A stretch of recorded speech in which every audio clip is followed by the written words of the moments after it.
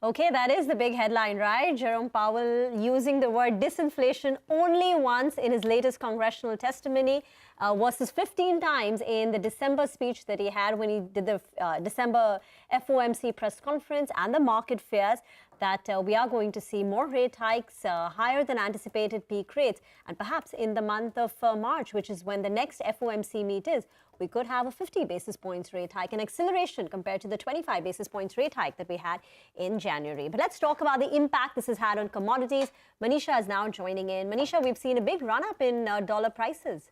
Well, yes, almost inching towards that 106 mark. And while the knee-jerk reaction in many of the metal prices already is done, and we have seen some opportunity buying on the lower side for some of these metals, but at the best case, we still are off the highs for many of these metal prices. And on a week-on-week basis, we are trading in the negative for many of these industrial commodities here. So while, of course, the dollar index is changing on a higher side, markets are now pricing a 70% probability of a 50 basis point rate hike in the Fed meeting in the month of March. You know, a couple of days ago, there was a 30% probability of that. So that clearly seems to have changed overnight here. You were just listening to Jerome Powell's statements, and exactly that the central bank is prepared to hike interest rates more aggressively going forward is something that hasn't augured well for many of these metal prices there.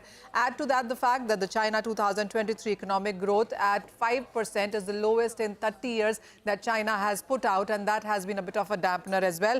The China import data for the month of February down by 10% hasn't done much of enthusiasm as well. And then no major stimulus announcement has come in from the annual meeting of the China Congress planning, and that also has led to metal prices coming off their highs. Markets are looking at the Chinese yuan trading at a 7-week lows right now. With the dollar index strength, we have seen many of these metal prices under pressure. That's exactly what we have done on a week-on-week basis for many of these metal prices. We are down anywhere between 1.5% to 5% on the weaker side. Markets will watch out for the US non-farm payroll data, and that comes in on Friday.